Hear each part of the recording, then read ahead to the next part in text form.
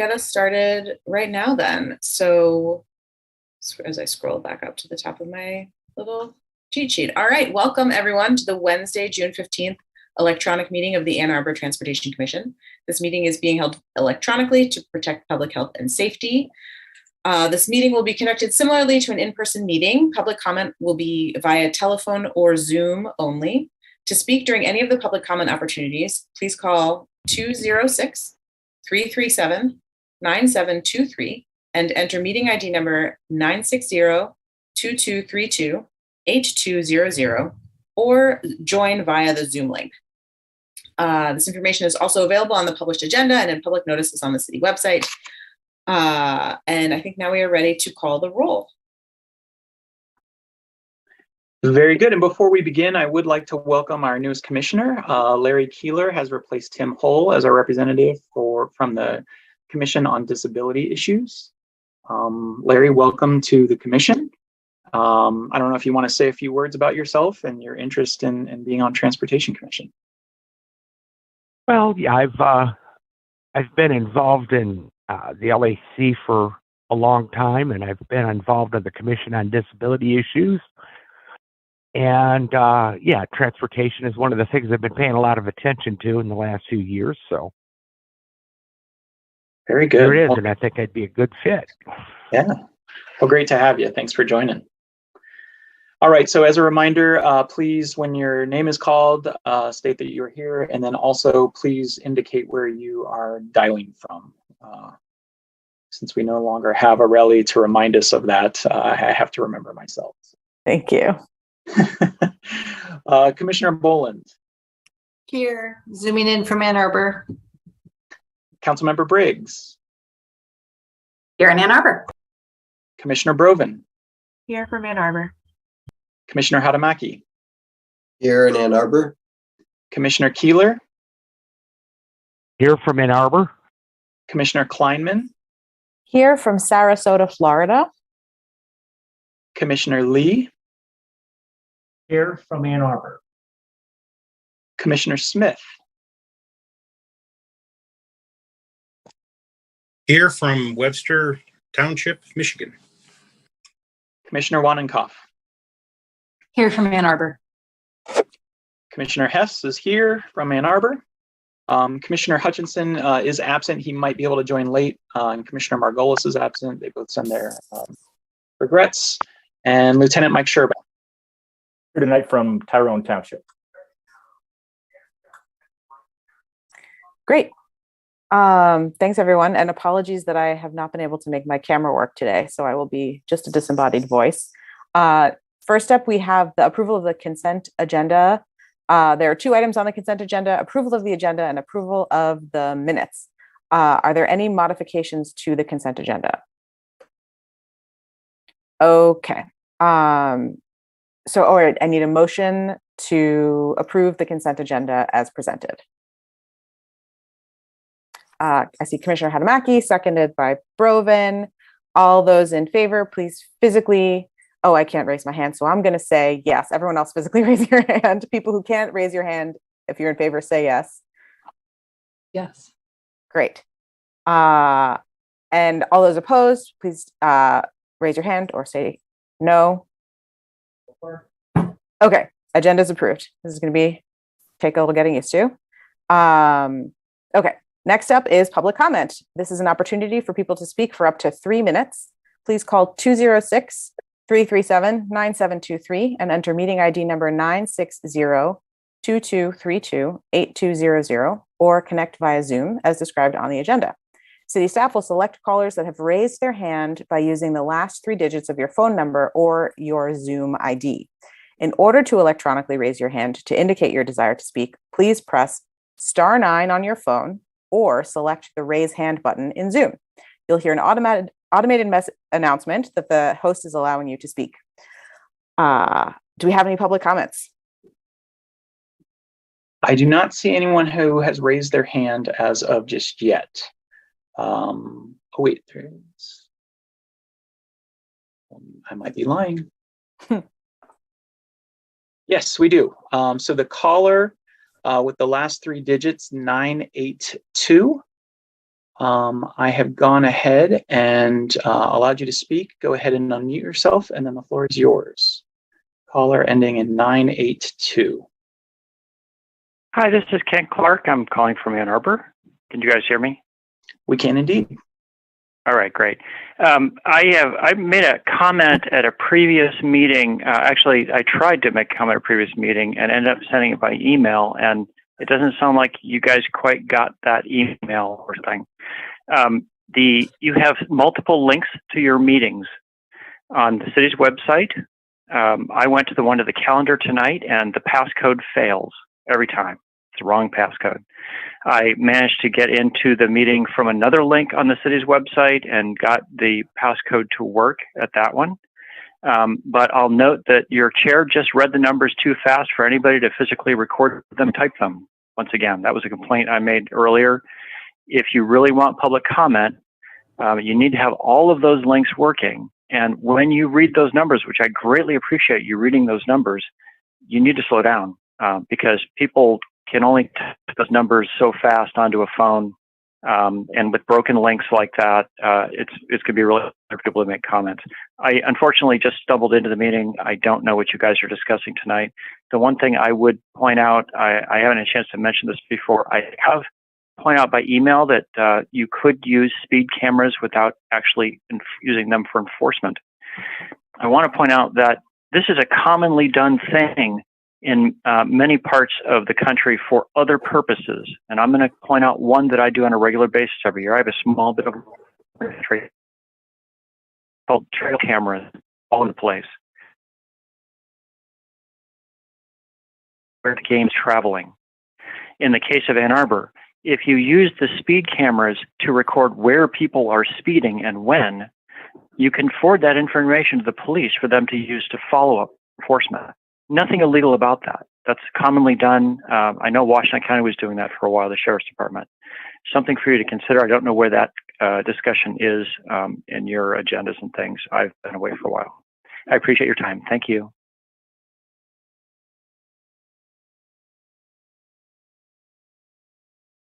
All right, thank you. Any other public callers or public commenters? I do not see anyone with their hand up.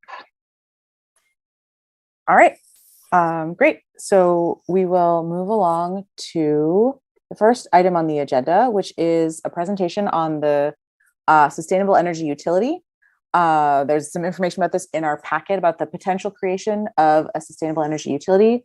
Thayer Jagerlener is from the Office of Sustainability and Innovation and has joined us this evening to give us an overview of the initiative. Thank you so much. Can I have screen sharing enabled, please? Yes, I just promoted you to co-host. You should be able to do so now. Sweet. Jump the gun. Okay, can you all see that okay? Yes. Great, thank you. Cool. Well, thank you so much for having me tonight for a chance to present. In our time together, I want to provide a brief overview of what the SU is and how it could operate in Ann Arbor, and some next steps. Excuse me as I get some Zoom stuff off the screen. So as some background, Ann Arbor has set an ambitious goal of achieving zero climate pollution by the year 2030. To understand how to achieve that goal, it's important to understand where our climate pollution comes from.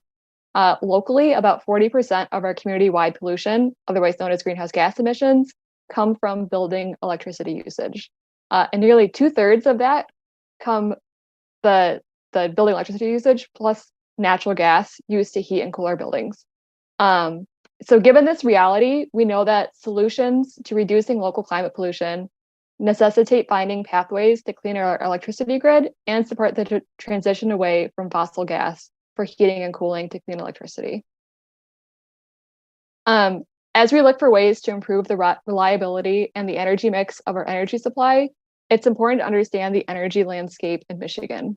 So Ann Arbor has what is known as a pre-Foot Act franchise, which means that DT has the right in perpetuity to provide power to the city. However, Foot Act franchises are not exclusive, and the Michigan Constitution protects the right of cities and villages to create their own municipal utility. This can be done either via a taking, otherwise known as a condemnation, where you buy out an incumbent utility and their infrastructure, or via the creation of a supplemental utility.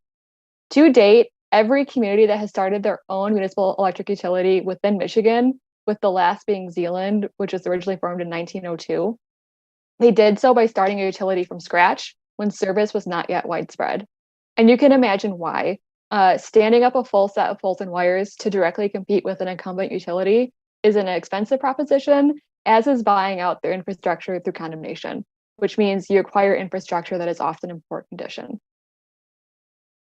But what if we created a complementary community-owned energy utility that provides electricity from local solar and battery storage systems installed on homes and businesses in our community? What if that community-owned utility provided 100% clean, reliable, locally built, and affordable electricity built right here in the community? This utility would give residents a choice for where they procure their energy, a choice we don't have today.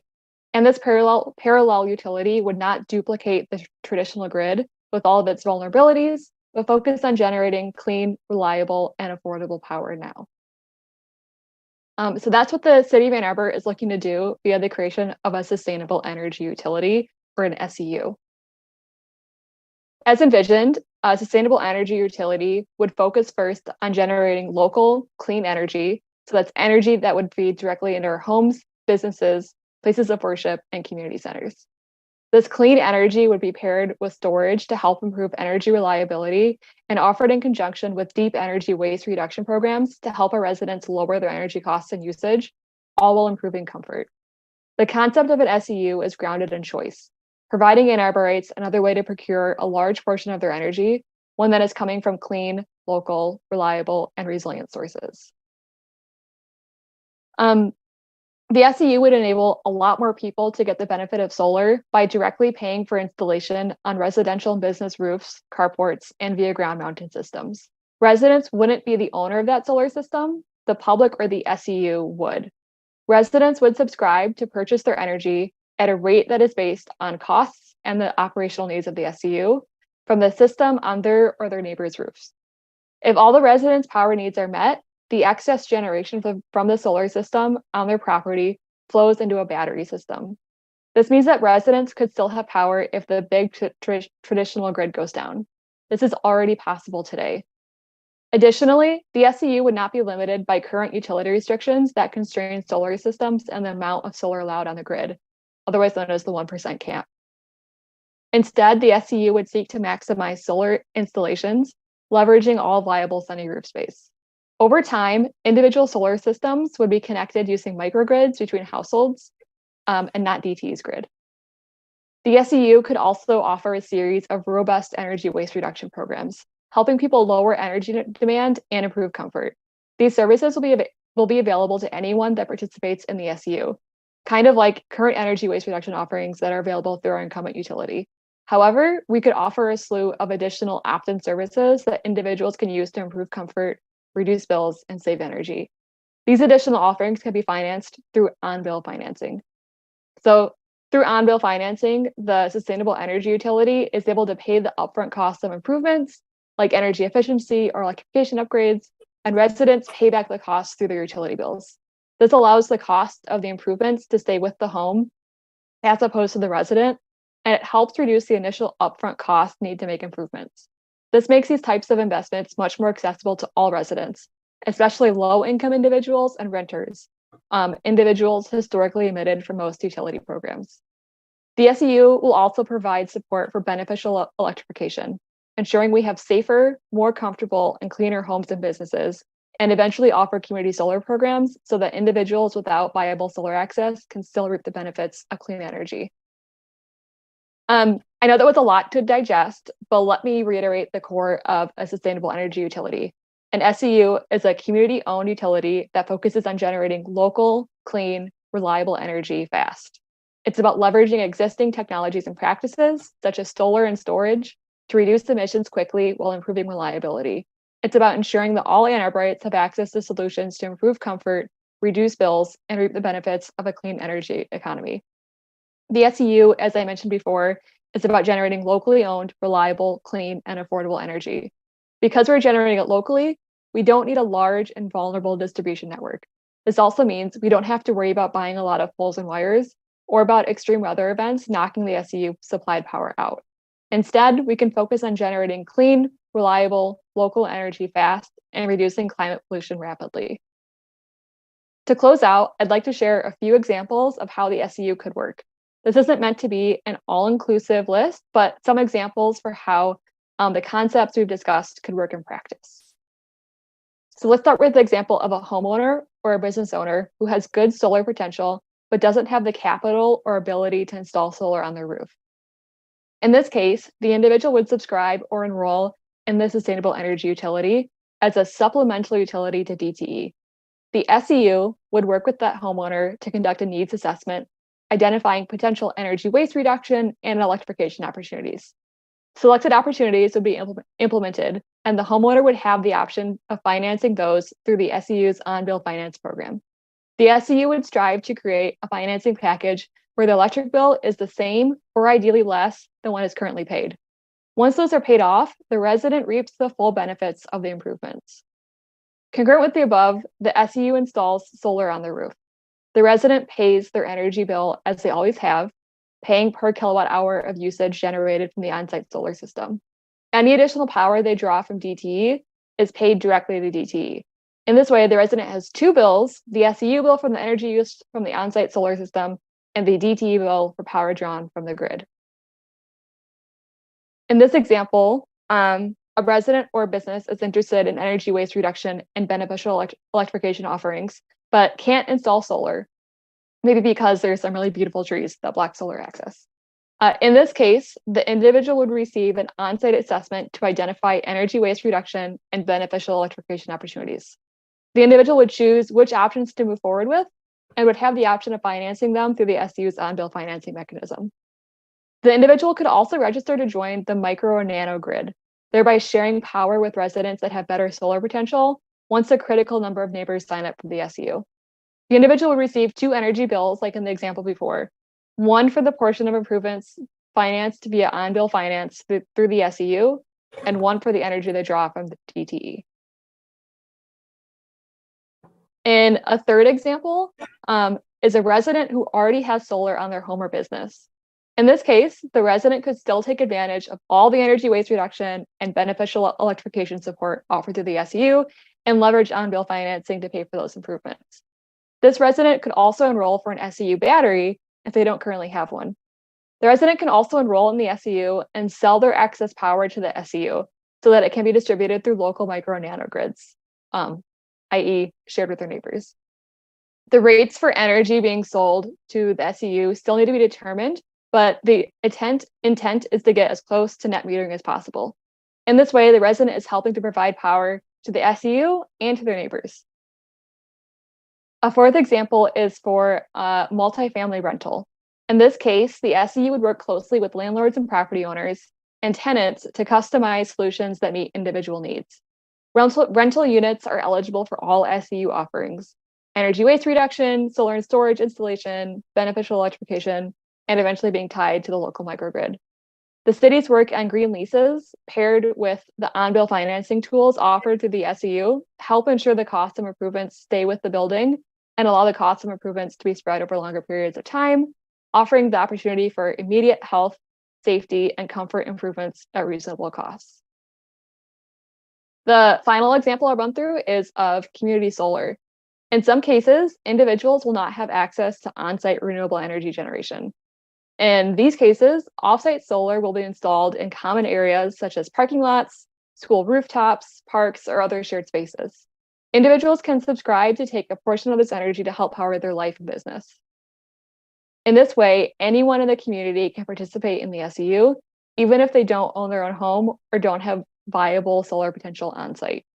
Individuals that subscribe to the community solar offering pay per kilowatt hour of usage directly to the SEU and pay DTE for any power that they use from the utility.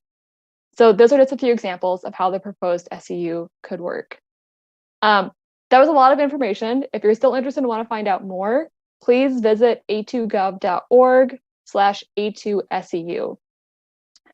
If you're interested in seeing the SEU or in seeing the city move forward with an SEU, please register your interest by taking this short 5-question survey It's noted in the second bullet point. You can also get to that at the original URL.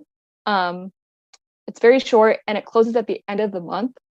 And if you do have additional questions, please send them to sustainability@a2gov.org. So thanks for letting me share a bit about the proposed Ann Arbor Sustainable Energy Utility, a clean, reliable, locally built, and affordable way to power our community. Thank you.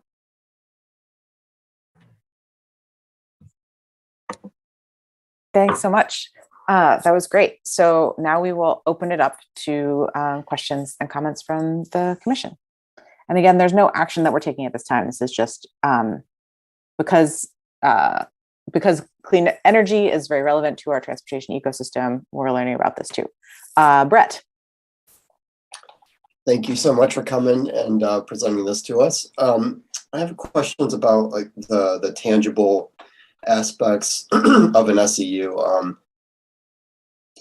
Basically, does this require a redundant set of wires, set of poles? Do participants need to have an SEU specific box, electrical box in their home? If a neighbor wants to share their solar energy with other neighbors, are we stringing new wires between homes, or able to use DTE's wires and somehow parse out whose electrons are whose electrons? Or I've never really been clear on the physical, tangible meaning of an SEU. Sure. So first off, it's not trying to duplicate what's already there or what's already in place. So there wouldn't be the doubling up of infrastructure the way we currently think of it, as going from transmission to distribution to each homes. Because it's on a smaller scale, it would not duplicate that as much.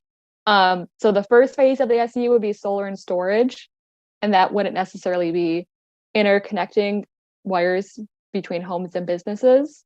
That would look more what it looks like today of getting solar on your home. Or business doesn't necessarily require another wire. I think we do have to work out exactly how we track the energy consumption from that solar system, and that might require another meter. Once the SEU has the density it needs to start microgridding, that would be a separate set of wires for that purpose of sharing that solar generation between buildings. If that answers your question. Yeah, I think so. And so eventually, I mean, it seems like maybe you would have to have a second meter as well for the microgrid or something. And also, I guess, along with that, who manages the microgrids? I mean, there's got to be like a computer aspect, right? Like, whoever's generating the solar, I want to, send it to my neighbors, but maybe not all of it. I want to keep more for myself if, whatever. I don't know. How is that management all taken care of? Yeah, no, it is. Once you get to microgrid, it is this whole control systems question in terms of splitting up power and critical loads and so on. So concurrent to the activities we're doing now, gathering public interest, looking at an options analysis, we're also currently pursuing a specific microgrid study to answer some of those questions. We're looking at two technical examples. One is the Bryant neighborhood, where we're doing some deep decarbonization work right now as an equitable decarbonization example for one of our priorities. And the other would be a new construction example, like the Viridian development that's starting from scratch. So looking at both like an existing neighborhood and a new development and what exactly it would require for microgridding. So it's a question we're currently looking at answering pretty technically in detail. Wanwu. Thanks for the presentation. I think we saw this also at Planning Commission, and one of the things that I wanted to kind of pose for brainstorming is how you see Transportation Commission kind of assisting the SEU. So one of the things we thought about at planning was, do we allow for automatic height variances if you want to put a solar panel up? Particular to the SEU, what can we do to try and incentivize additional adoption of this? So, as I'm kind of thinking about policies that Transportation Commission can help push. What was your thought about the involvement of the Transportation Commission as far as the SU goes, and how you see some level of synergy there? Yeah, I mean, I think we're open to, you know, the six, I don't know, I can't do math right now, but the 15 minds on the call and see what you think comes out as a really good synergy. I know the start I mentioned kind of focusing on building emissions because that's where the majority of Ann Arbor's emissions come from, but transportation is the second largest source. And we also need to decarbonize that and getting more EVs. And it's best when we compare EVs with solar and have them already set up to be truly zero emissions. So I think that's one opportunity to look into. I don't think I know the answer today of exactly where that synergy is, but just food for thought as we kind of think about how can we better support you guys in kind of the establishment. So again, from the planning side, I think we had a little more kind of like meat to say, like, what levers can we help push to, you know, make it easier for adoption. And again, if you're maxed out on height, you get an automatic variance on solar panels, things of that nature. Kind of where I think about is, you know, a lot of this is more of a recommending body, where we say this is kind of the wishes and the wills of the community. So kind of where I think about is I like the idea of like solar panels on carports that may have automatic tie-ins to, you know, EV charging specifically. And so I don't know the answer either, but I do encourage everyone, just food for thought. How can we see kind of more involvement, and how can we better support you guys? So thanks. Thanks so much. Suzette and then Erica. Hey, Thea, thanks for speaking. My question is with regards to why someone would opt to put their solar grid on the SCU as opposed to DTE, who currently will buy back energy when it's overproduced, which it often will during sunny times. And is the main benefit that it would help people finance in the case they couldn't afford it themselves? And then a question on that, when the person when the person pays off through their electricity bill the cost of the solar panel, does it just then belong to them entirely, or does the SCU keep ownership of the panel? Okay, I will try and answer both of the questions. So let me know if I forget one element of them. So the first option the first question of the case where a resident already has solar in their home, why would they sign up for an SCU? We're currently doing looking into doing a rate analysis for the SCU to understand exactly what we would need to charge to make this operational and how that compares to current rates that people experience, one, buying electricity off of DT, and to the rate they're paid when they push solar back onto the grid. I had mentioned in the presentation, the hope would be for the SCU to run on a net metering aspect.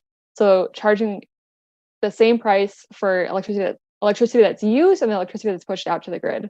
And so in that case, I don't have the answer now. If it does work out as a different rate than what DT is currently offering, that might be an incentive.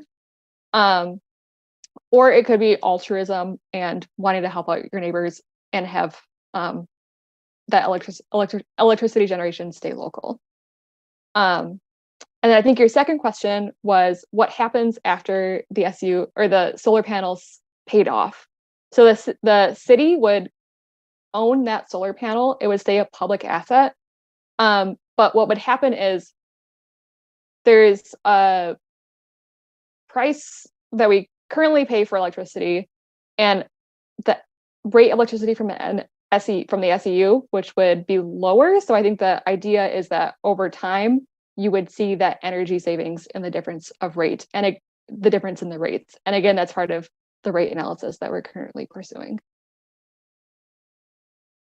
Awesome, thanks. For sure. Erica. And so just to clarify too, I'm sorry for jumping back in. No worries.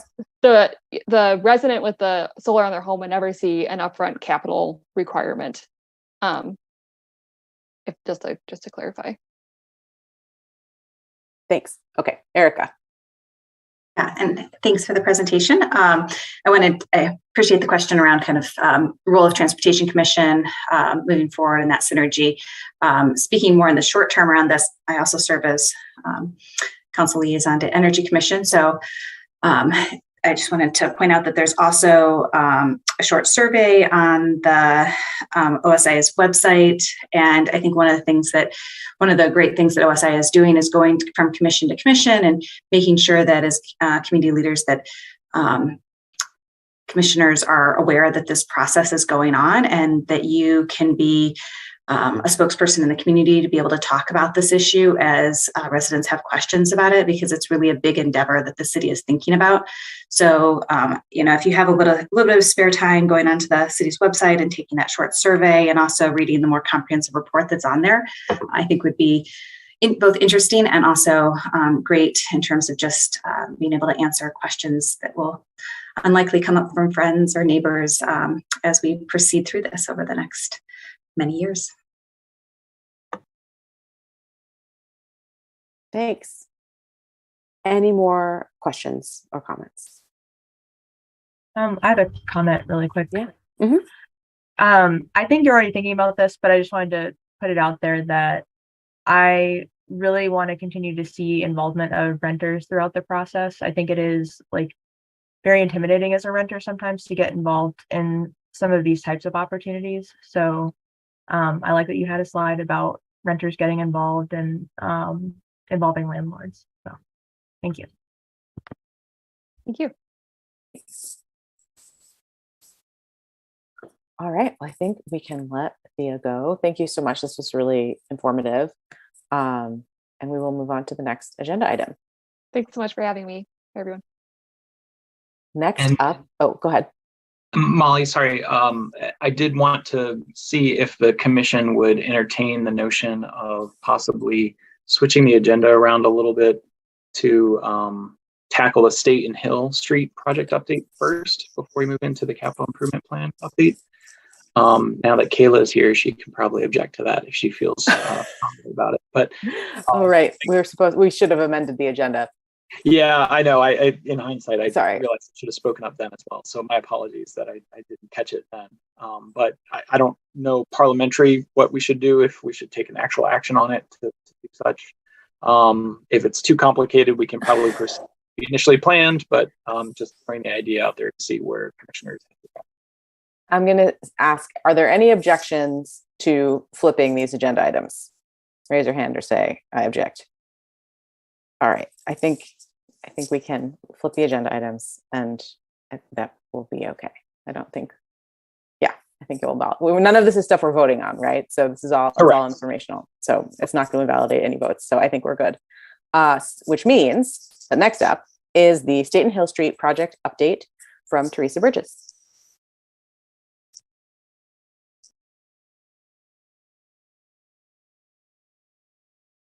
Hi, good evening.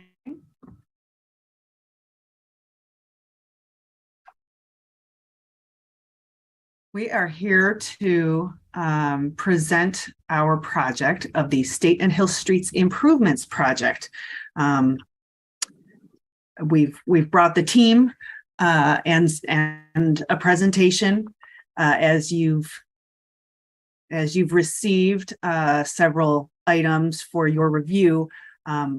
It's a resurfacing project, among other things. So we are looking at the thoroughfare and the various uses along and looking at the improvements.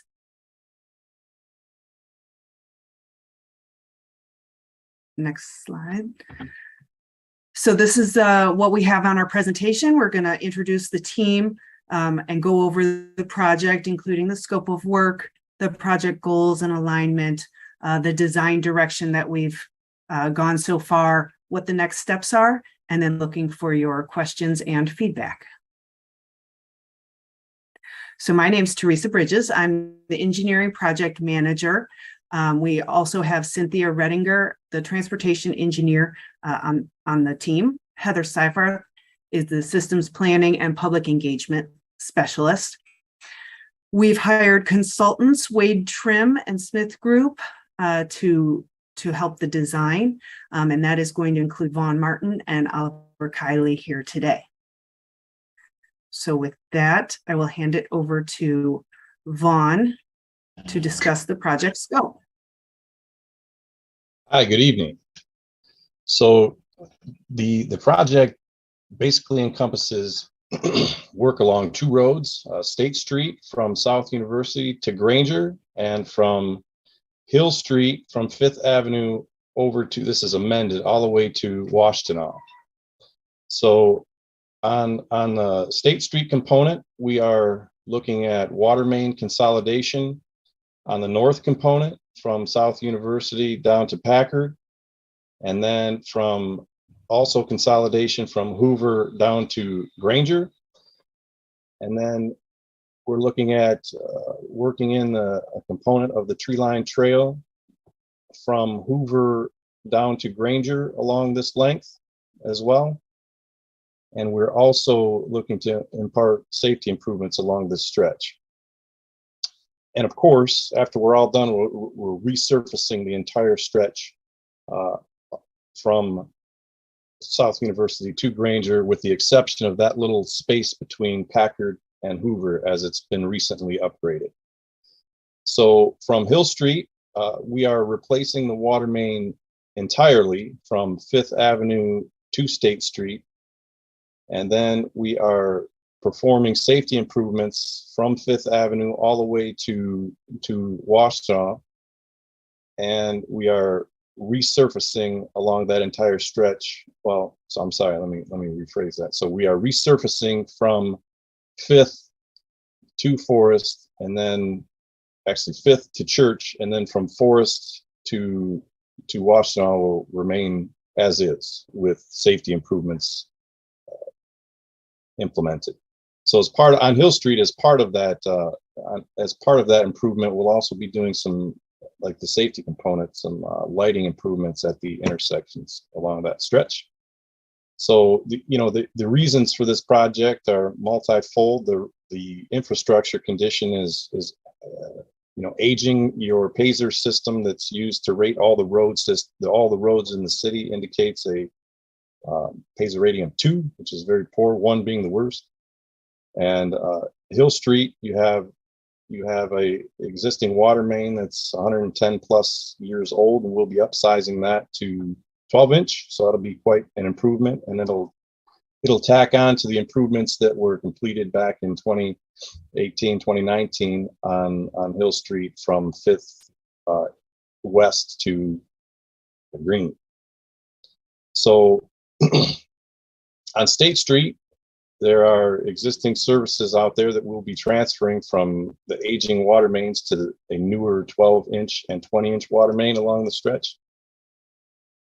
So the point is, all of this is, it's a necessary entity to upgrade the area in terms of water pressure, flows, pressures, and also tackle the aging pavement as well.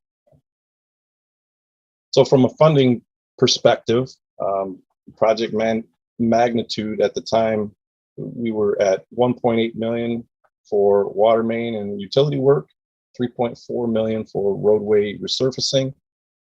These dollars come from a myriad of sources, 4 of which are federal, 3 grants, the Highway Safety Improvement Program, which is the Hill Street safety component, and then the resurfacing component would come from the COVID Relief Fund and the SDP fund, with the remainder from the funding sources, federal funding sources coming from the Act 51.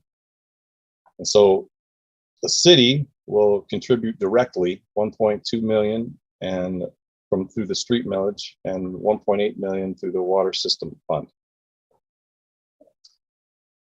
So in terms of schedule, this schedule you're looking at is the project as a whole. It's kind of in 2 tiers because we have these different funding sources, but this covers the overall project scope and timeline. So we just completed the 30% design, met that target. We're currently working towards the 80%.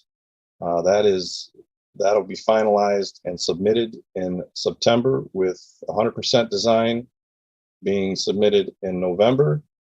And the goal is to have this out to bid in January, February, with the idea that we would be under construction as soon as the construction season starts in April for 2023.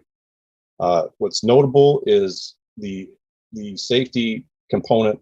The safety funding component of this along Hill Street is expedited. We've already submitted for our GI component on the MDOT timeline, and we will be submitting final documents in. So the GI represents the 80% submittal for that. We will be submitting final documents in July, August for that component. The end result is they'll all be wrapped into one project and be let at the same time in February. And so with that, I'll go over to Oliver to cover in more detail the project goals. Great. Thanks, Vaughn and Teresa. So just going to walk through this quickly. This should all be familiar territory for most of you. But as you all know or may know, that last year the city had adopted the A2 Moving Together Transportation Master Plan that laid out a number of overarching goals. Those are listed on the screen here in terms of improvements to safety, mobility goals, making it easier for people to get around through a variety of modes of transportation, supporting public health and sustainability, improving accessibility of the transportation system, and making sure that we're connecting the Ann Arbor community well in with its neighbors. And so it's important that we emphasize these and make sure that the design direction that we're going in is in alignment and is supportive of these goals. The Moving Together plan had also identified 3 different levels of capital projects to be pursued and implemented in terms of safety improvements and other improvements that are in alignment with those goals. So both State Street and Hill Street were identified as Tier 1 capital project opportunities, which really means that there's a opportunity to address safety areas and make near-term improvements throughout those corridors for connectivity and safety for all people. So it's good to see that coming right on the heels of that master plan, that some of these Tier 1 projects are moving forward through the implementation phase. In terms of safety, I'm not going to go through the numbers too much here, but looking at crash data from these corridors, again, this was data pulled out of the Transportation Master Plan that was used during that process. But the 5-year period of time from 2016 to 2020, you can see for both State Street and Hill Street, the total number of crashes and then the breakdown by pedestrian and bicycle. There were no fatalities within the project area during this 5-year window of time. But I think what is notable here is that all of the serious injuries involved either a bike or a pedestrian. So in terms of who's actually getting most injured, going beyond property damage from crashes, it really is those vulnerable users, the pedestrians and the bicyclists, that we want to be zeroing in on in order to make safety improvements. Vaughn had mentioned the tree line trail, and another component of this project is really looking at the bicycle system there and how we can make that a more all ages and all abilities friendly facility. There's a desire for that, and the State Street corridor was identified as an opportunity for an all ages and abilities facility as part of the Transportation Master Plan. Some of the things that are worth pointing out, William Street and Division Street has the protected or the separated bicycle lanes coming down it. There are existing bicycle lanes on Packard and on a good stretch of State Street, just conventional bike lanes. And there are some conventional bike lanes on Hill Street, but it's not a continuous system. So, as we've been looking at this, how can we improve and enhance the bicycle infrastructure that's out there? And can we do it in a way that's in alignment with the tree line vision and idea? Speaking of the tree line, so I apologize, but our sort of orientation has turned to 90 degrees. So north is to the right here. This was just a snippet from the tree line master plan that was adopted a number of years ago. And just by way of background, this section of State Street, starting at State and Hoover and heading south down to Stimson, which was the south end of the tree line master plan, was identified as the primary route for the tree line trail in the master plan, given that that appeared to be a feasible route based on land access and availability. For this project, for the Staton Hill project, our task has really been to identify, what are the feasible improvements that can be made for advancing the tree line trail, given that from a funding standpoint, from a project scope standpoint, we are somewhat limited here.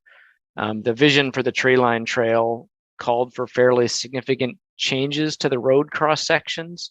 And that's something that is likely not to be feasible within the budget that we have to work with on this section. So how can we make sure that our improvements are being flexible, are helping to move the needle, and are keeping the door open for those future tree line improvements down the road?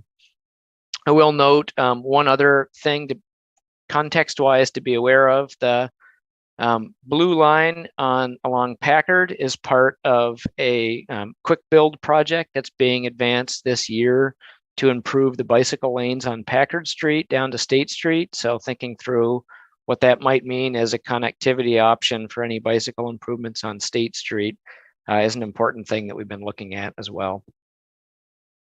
A little bit more on the background. So towards the end of April, we held a public meeting. The attendance was, I would say, not high, but it was engaged.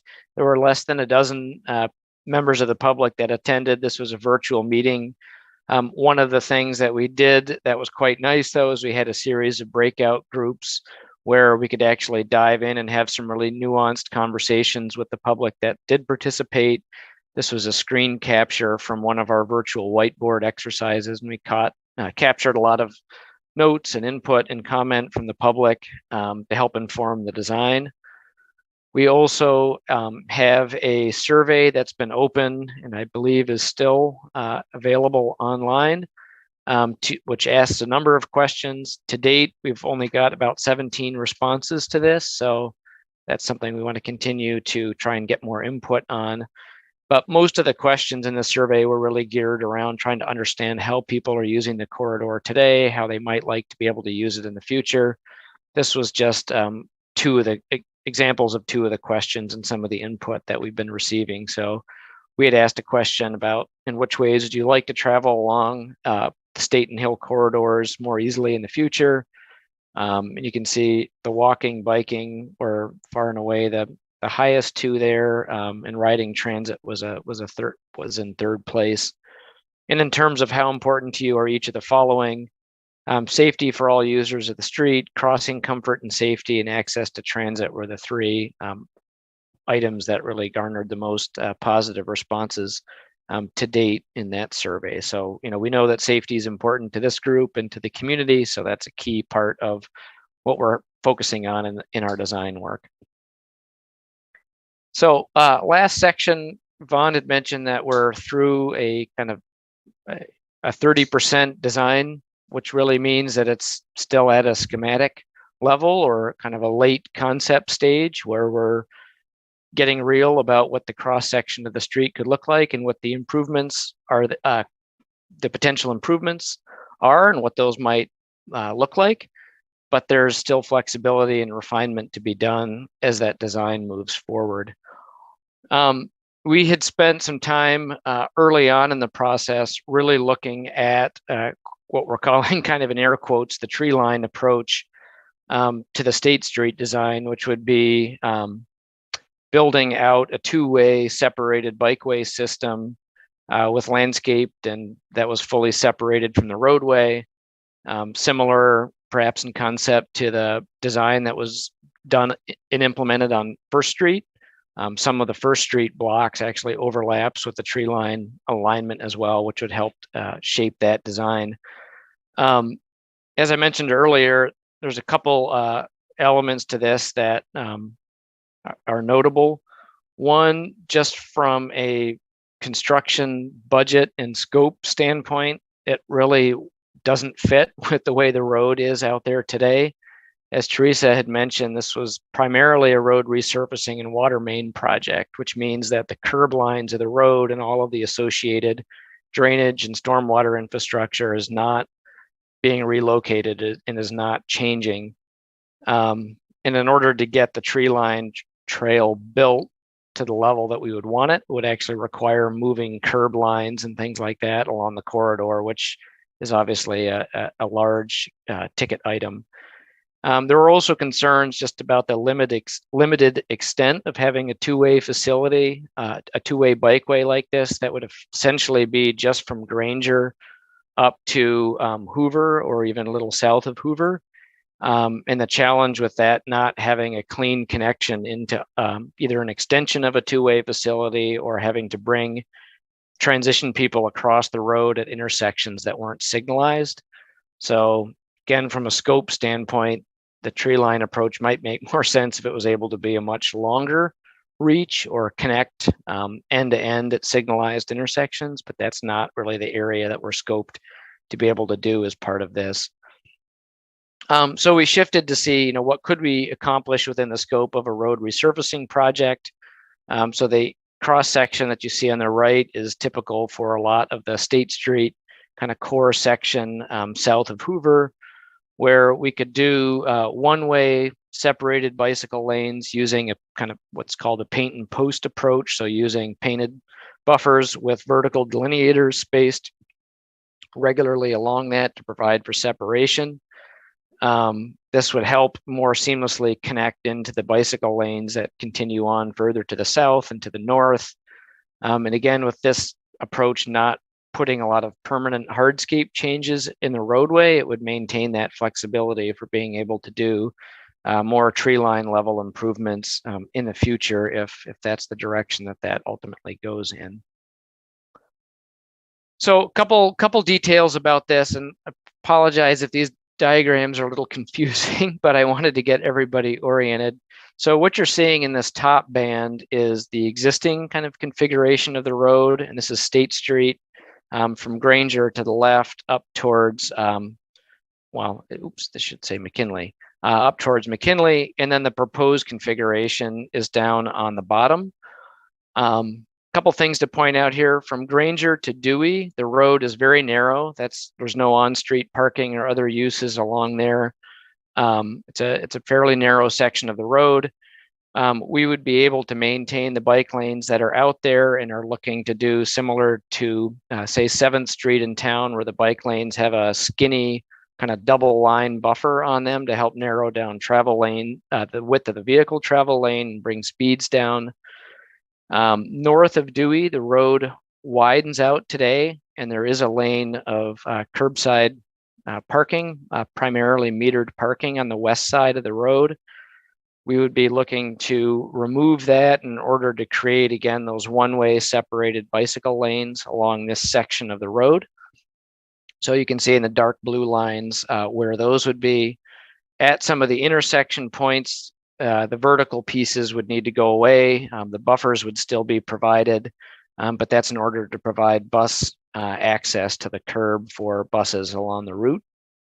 And then in green, I've just highlighted where we are planning to do intersection improvements. And so we're studying what the exact, not just intersection, but specifically mid-block crossing improvements at those intersections. In some cases, I believe like at McKinley, there's no crosswalks at all today. We'd be looking to establish mid-block crossings. At other locations, there's crossings, but not things like the rapid flashing beacons or the in-road markers that say, help provide that gateway treatment to slow vehicles down. So we're going through the process of looking at what those mid-block crossing improvements could be at each of these different locations. A few quick examples of the cross section. So this is Granger to Dewey. Again, this is that narrower section of the road at the south end of the project area. So this is the configuration today. There's existing bicycle lanes out there. And the travel lanes are about 10.5 feet wide. 10 to 11 feet wide. And so we would be looking to narrow those travel lanes down to 10 feet and provide that kind of double white line on the bikeway to provide a little bit more separation from the bikes. And again, help narrow those travel lanes down and encourage slower driving speeds. The second section, this is between Dewey and Arch Street, where again, there's that curbside lane on the west side of the road today. The existing bike lanes carry through. Just a note that the bike lanes today, they're not buffered against door swings or anything like that. So that's certainly a safety concern today that we would be looking to address. And then under the proposed condition, providing wide single direction bicycle lanes with that paint and post separation from the roadway. Obviously, would have to have brakes in those delineators for driveways and things like that, but a good amount of that vertical separation would be able to be provided. And we are working with the city's maintenance units to kind of identify how that'll be maintained through the winter months. That's a big question that's been coming up. You know, do these separation devices have to come down? And we're looking for a solution for that that would not require them to come down in order to keep them up during the winter and provide that benefit year round. This is the section from Arch to Hoover to Packard. And today, there's a kind of a big gap in the bicycle lanes between Arch and Hoover. And with some creative adjustments to the travel lane width and trying to narrow that up as much as we can, we'll be able to maintain a bicycle lane through the intersection at Hoover. But on the northbound direction, that may need to be kind of a higher visibility, share the lane situation, because we have a left turn lane going on to Hoover that needs to be maintained. But this will be some notable improvements to that area, and then we'll transition into the bicycle lanes. And then we are finally looking at how we can extend the bicycle infrastructure further to the north of Packard Street. So today, you hit Packard, north of Packard on State, there's no dedicated bicycle infrastructure at all. So looking between the block, between Packard and Hill Street, to provide some separated bike lanes with maintaining some of the curbside lane there and having some buffering and protection from the curbside uses. And then from Hill Street to South University, exploring the potential removal of parking on, say, the west side of the road. There's parking on both sides of the road today. Removing half that parking in order to provide a combination of conventional lanes and then a buffered lane in the northbound direction that would provide buffer against the door swing for where the on-street parking is, to be able to provide that continuous connection for bicycle facilities up to Southview. So again, just a snippet of that section from, say, Hill Street to South University, those couple of blocks. Typically, this is what it looks like today. The travel lanes along there are very wide, and there's on-street parking on both sides of the road. So bringing those travel lanes down to a minimum width, maintaining the parking on the east side of the road, having a buffered lane, buffered against door swing, going northbound, and then again having that southbound lane with the double white line to help provide some better separation from the roadway there. All in all, just for anybody who's counting or keeping track, for this section north of Hill Street, it's about 21 parking spaces that would need to be removed. But we might be able to mitigate that by actually adding 9 spaces to the east side of the road, depending on how that curbside lane is able to be reconfigured and optimized a little bit better. So it's not a tremendous loss of parking, but it's still notable. Lastly, we don't have quite the same level of graphics cleaned up for the Hill Street project yet. This is a little bit more of the conceptual working graphics. But on Hill Street, in addition to pedestrian crossing improvements that Vaughn had spoken to that are part of that state grant, We are looking to reconfigure the way that the road is striped so that we can have more continuous bicycle facilities on Hill Street as well, since there are a lot of gaps there. The one challenge to that is that Hill Street does take a fair amount of traffic, and there's a lot of dedicated left turn lanes along that corridor. So the design team is studying those intersections in more detail to understand how many of those left turn lanes are able to be removed in order to create that dedicated bicycle connectivity throughout this corridor, and maximizing that to the extent that we can. So just a couple other items to note on Hill Street too.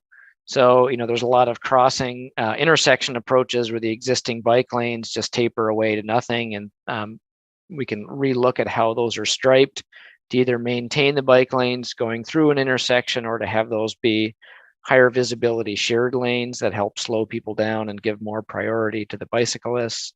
And we're also looking to do some curb modifications at some of the crosswalk locations to help make those safer and more comfortable crossings for pedestrians.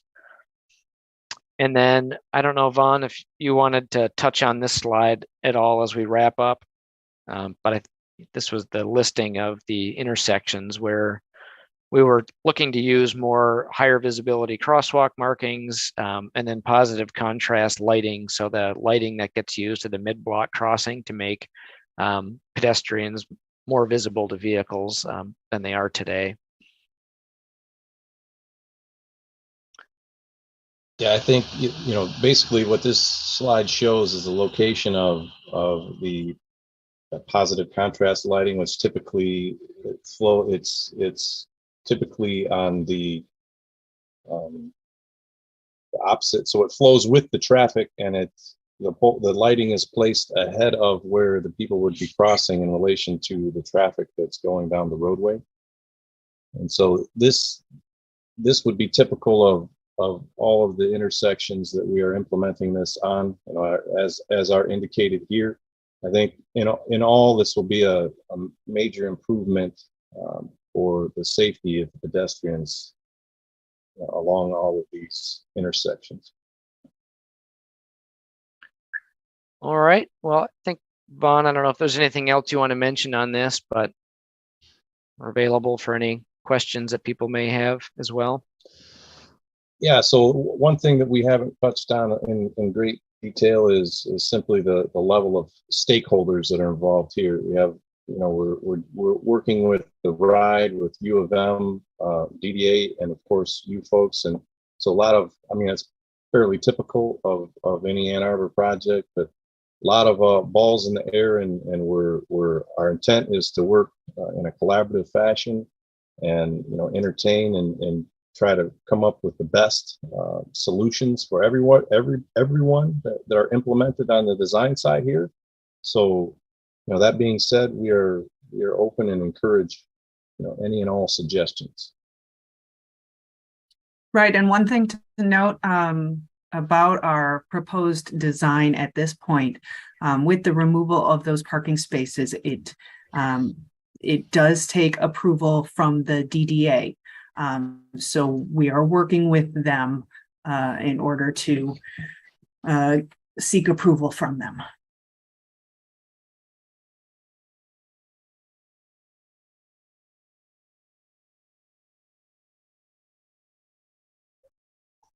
I know there's a couple hands up. I don't know what the protocol is for who calls people out. I'm happy to, but I'll call on people. Great. Thank you so much. This was really informative. We're going to start with Brian.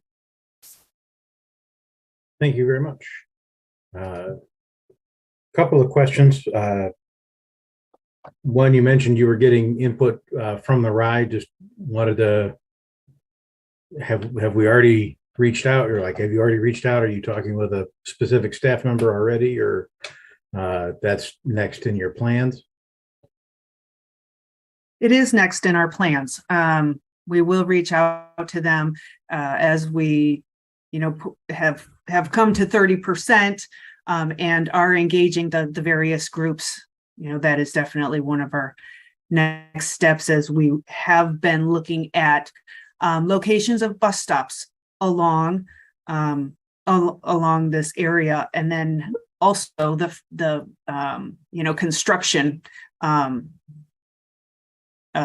maintenance of traffic will be of concern in the phasing of construction over the next year too. So we want to be able to talk through that as well. Okay, and another, just a follow-up to that. You had mentioned the funding for the tree line trail is limited. Is that, I apologize for the ignorance, but is that locally funded just through a property tax, or is there grant funding sought for that?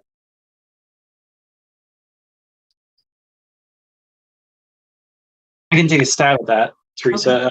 My understanding is that there is no dedicated funding right now for the tree line. The Conservancy is actively, fundraising. My understanding is they have been able to procure some donations, and they're trying to build up some positive momentum. But in terms of like a dedicated fund source specifically to the tree line, absent what the Tree Line Trail Conservancy is working on, there isn't any dedicated funding source for that as of this time. Okay. Well, as the Deputy CEO for operations of the ride, I look forward to providing some input, and hopefully we can find some ways to collaborate and maybe bring some funding to the table for transit improvements along this corridor. Thank you. Transit improvements are always exciting to me. All right, next up is Julie and then Brett. Hi, thanks for this presentation. It's really exciting to see some of the changes that you have planned. As you were talking about the different kinds of bike lanes, I was thinking about how some of them will be better than others at discouraging people from parking, standing, idling in the bike lanes, which I don't have any quantitative data, but my observation has been that this happens quite a lot in the campus areas and nearby campus buildings. And I just wondered if that has figured into your thinking at all. And if there, I know that you're constrained by current curb design, and so that limits your flexibility. But I just wondered if you've been thinking about that issue.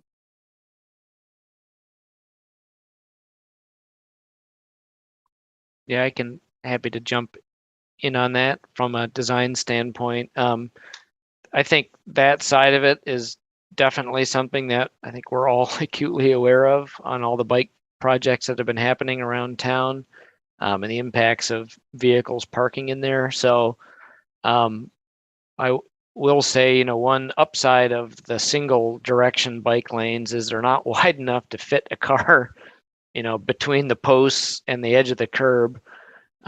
So from that standpoint, the single lane ones have a bit of an advantage there in terms of discouraging encroachment. But certainly a lot of this section wouldn't have a vertical element, and cars could block the bike lane as they may be doing today already. So, we're aware of that, and we're trying to address that in as many ways as we can through design, but there's only so far we can take that given what we have the ability to affect on this project. Well, I appreciate you thinking about it. Thanks. Brett and then Erica. Thank you. For the bike lanes stay south of Dewey, so they're buffered, kind of a small, 6-inch to 1 foot buffer. I would hope that space could be used for some kind of delineator, even if it's not bollard, something to because for vehicles traveling southbound on state, it's a very frequent occurrence for cars to go around vehicles that are turning left onto Granger or Dewey and so forth. I mean, it's a constant thing, cars going around to the right. If there's room, it seems like there would be plenty of room with 6 to 12 inches for delineators. I'd definitely like to see that. And then the northbound bike lane between Arch and Hoover becomes a sharo or a shared, shared use. You said that there's a left turn lane that needs to stay or needs to be there. I wanted to give you an opportunity to tell us why it needs to be there. I think it's one of the only two-lane intersections kind of in that area. I mean, there's one or two others, but as you continue north at Hill, I think that would come down to one lane if I remember from the drawing. So why do there need to be two lanes there? That that's the only spot in this whole design that would become we'd rely on sharrows, which is obviously not preferred. And then the city has stated in a few places that White Street, which is one block east of State, a north-south street, would be kind of a preferred preferred bike infrastructure. Is that, I don't know, how does this align with what the city hopes to do with White Street in the future? Because I had seen in a few places that the hope is for White Street to be a preferred north-south bike route. It's not clear to me how this would align with that.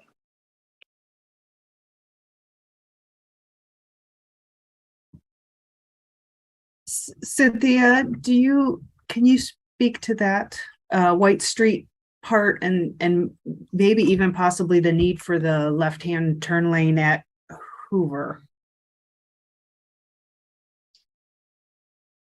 Yes, I am was pulling up my part of the plan so that I can make sure that what I'm speaking to is actually what Commissioner Hanamaki was referring to. I think I know what we're talking about. Okay. State Street is in our transportation plan as an all ages and called for to be an all ages and abilities route from the southern city limits up to Hill Street. And that's, why we're pursuing as much buffering and protected, separated facilities as we can in that area. White is also a parallel route on the plan, and they are intended to coexist. White would be, coming up from the route as it's laid out. It comes up from South Industrial going north, which would need to be a contraflow lane, and then going over to the east on, I think that's Rose, and then coming up White to Arch, and then sneaking over to Hill Street through the neighborhood. And all of that is also, that's designated as being an all ages and abilities route. They are intended to coexist. So if that answers that question there. And then as far as that left turn lane, we looked at what the turning movements are looking like at that intersection and the volume of left turns that we have currently and the amount of conflict in the opposite direction, and trying to balance needs between the modes in that location.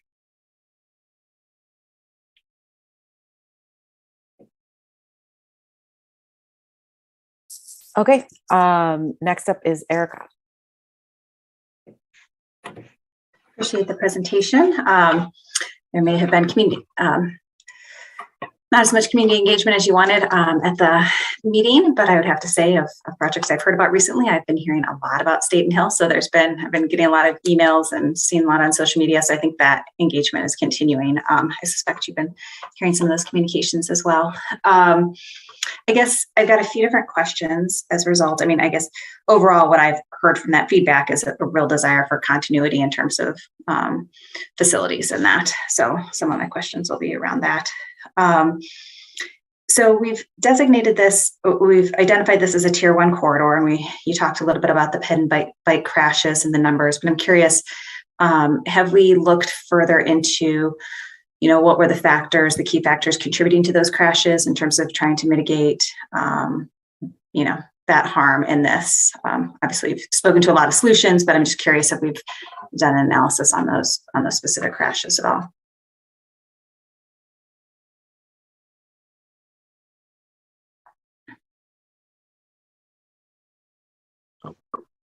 So some of that work is actually in progress along the corridor. The results, like, we haven't produced specific results as they relate to all the crashes, but we are studying ongoing as we progress in the design and making recommendations as we go. So we, and I think Cynthia and Teresa can speak to this, but we're implementing our RFPs in many locations along the corridor based on those analysis, and that hasn't been flushed out completely, but there are specific upgrades intended along the corridor on State Street and Hill, but Hill's already we've already kind of laid out a bunch of that work, but along State Street, and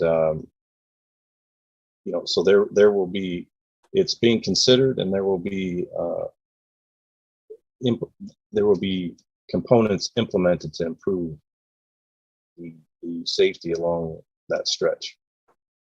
Okay, and I guess I hope that before we get through to the final design, that there's just another look at some of those crashes to identify what the trends were in terms of ped crashes, what the trends were in terms of the bike crashes. I think that helps to identify how important certain solutions are, and also in terms of making some of the trade-offs that we're making. I guess I'd like to come back to the Hoover intersection. Again, I think if our priority here is an all ages and ability route, the length of State Street, that when we get to that one section where it's shared use, we're essentially eliminating the possibility of an all ages and abilities route. And so it either is our priority or it isn't our priority. And I recognize that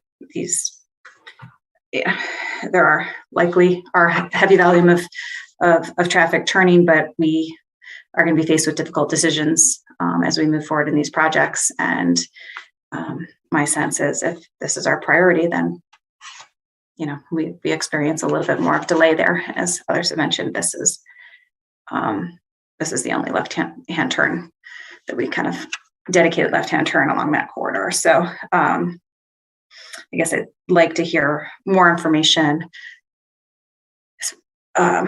later about kind of what those factors are that really we say, okay, we just absolutely cannot do this. Our transportation system really breaks down if we do that for X reason, in which case I think we then need to go back to considering whether or not we are still considering this an all ages and ability route. Let's see. I guess on Hoover, that design isn't identified as much yet. It sounds like there is a desire to have continuity in terms of bike routes. Some of the design factors are coming back. Is this the first visit to Transportation Commission? Is there going to be another visit? Kind of how does this work out?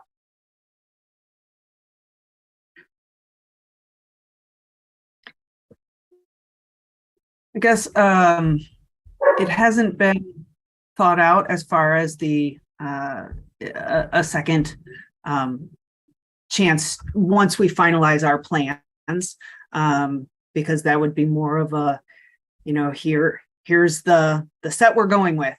We are, looking for things we can incorporate today, and then we are going back to the public, in a couple months.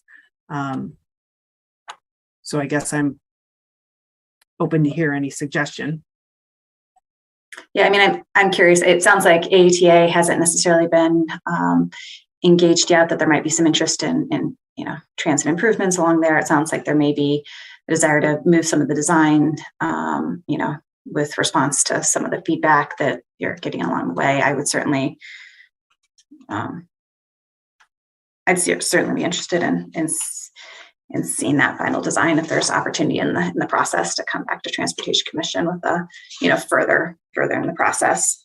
And then I was curious, I don't know if engagement with U of M has started yet or not, but what kind of feedback that you're getting from the university in terms of elements that they feel are important to them, I guess. We have engaged with them already, and we have yet to re-engage them. So we've started the conversation that we are going to include them. So now that we are, have reached the 30%, we will be sharing those plans and looking for their input as well. Conceptually, they knew we were looking at the tree line trail in that area, and it was initially thought, even with that concept, that the parking, that the metered on-street parking there was going to be eliminated if we implemented that. So we've heard, that they would like to hold on to their parking, the on-street parking, the convenient parking in front of that along the west side of State Street. However, they did not balk, I guess, at the notion that the parking could go away. But we'll be working with them also, talking about the maintenance of traffic during construction, the phasing, wanting to get it done before football season, things like that, wanting to be communicated with regarding, their activities that they have during the summer, commencement, camps, various things. And then even as we do the water, the water work, will be getting some of their information about their utilities. So far, so good. And then I think finally, you mentioned the kind of implementing the tree line plan as, in terms of that scope would really be outside of the budget. I don't know if there's been any sort of estimate done in terms of how much the budget would need to increase to accommodate those curb adjustments, or, whatever on what scale of budget increase would that look like? We did not take a real close look at the cost of those improvements. We evaluated the possibility of it separate from what it would cost, just from a continuity, connectivity standpoint and the safety standpoint. And, that's where we've come up with the, that the memo that discussed all of the points that we considered in determining that it was not something that was the best thing to implement at this time with that limited area. And to kind of add to that as well, we met with the Tree Line Conservancy and talked through this project with them as well, and discussed potential funding through their organization, and at that time I think they were reluctant to consider this area. I think we all got the understanding that they wanted to focus their funds in other locations. So just letting it be known that we did look for some sources and have yet to find them. Great, thank you. Thanks. We are almost out of time for this agenda item. Before we go back to Brett, I want to make sure there's no one else who hasn't asked a question yet, who wants to go. Okay, Brett, and then I have a couple. Go ahead. Thanks. The section of state between Hill and Packard, I thought the west side on-street parking was going away, but I wasn't sure. It wasn't clear on the slides. Is that the case in order to allow room for bike lanes on state between Hill and Packard, that there's a dozen or so parking spots? Would those be going away as well? Yeah, happy to speak to that. And we didn't have a cross section specifically for that one block area, but I can kind of talk through verbally what we were looking to do. The curb to curb dimension is pretty generous through there. So what we're looking to do is that the northbound lane that would be on the east side of the road would be a buffered lane, or excuse me, a separated lane, and would have the delineator posts on it. The southbound lane would be up against the road curb, and then we can have about a 3-foot wide curbed island between the bike lane and the curbside lane, so the parking lane that's there. There is an additional turn lane, dedicated left turn lane going southbound that's there today too. And I think the net impact as we started to lay that out is we're going from about 10 on-street spaces down to I think 6 in order to accommodate some of the shifts that are needed for those turn lanes. That was the idea for that we would actually be able to get, a curbed island to separate the parking from the bike lane there. And ultimately, part of our conversations with the DDA will be about how that sort of parking is configured on there. Does it stay metered parking?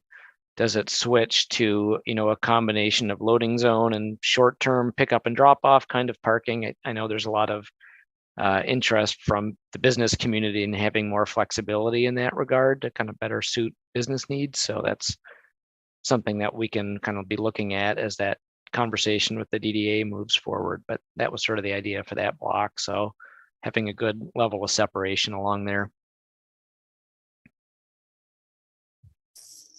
Okay, I just have a couple, comments and then questions. One of them is that it sounded like you made a point to emphasize that this is a road resurfacing project and that the safety work has to happen within the constraints of a road resurfacing project.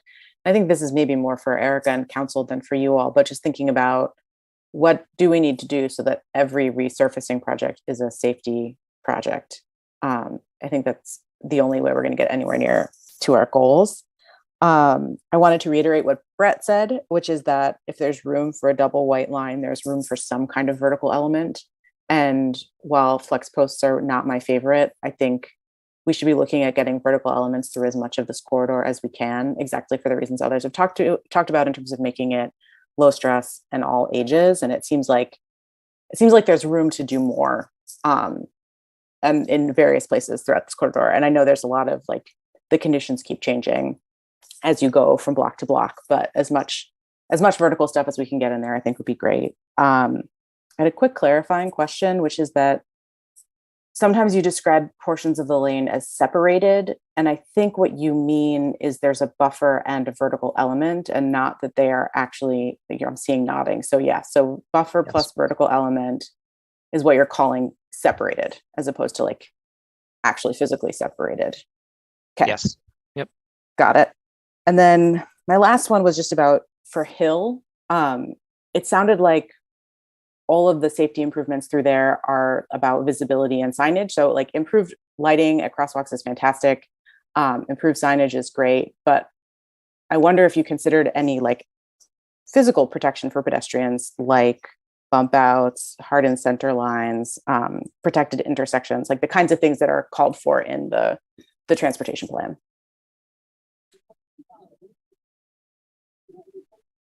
I'll take that one. The elements that keep getting referred to are elements that are part of an HSIP grant that was applied for several years ago. So the HSIP process, it takes a few years between the time that you apply the grant and you're actually implementing. And so that all of that work does predate our current transportation plan and our what work we're doing to explore hardened center lines and those types of things. As far as bump outs in that corridor goes, we have bike lanes through there, so their cross section is pretty tight, and it would be hard to implement those as a result. The majority of these intersections are actually controlled intersections. We have a couple that are uncontrolled, and part of the crash pattern is you have repeated instances of motorists saying, I didn't see the stop sign.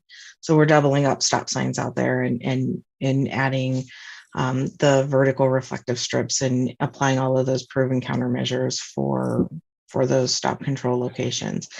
And the majority of them were happening at night, hence implementing the lighting.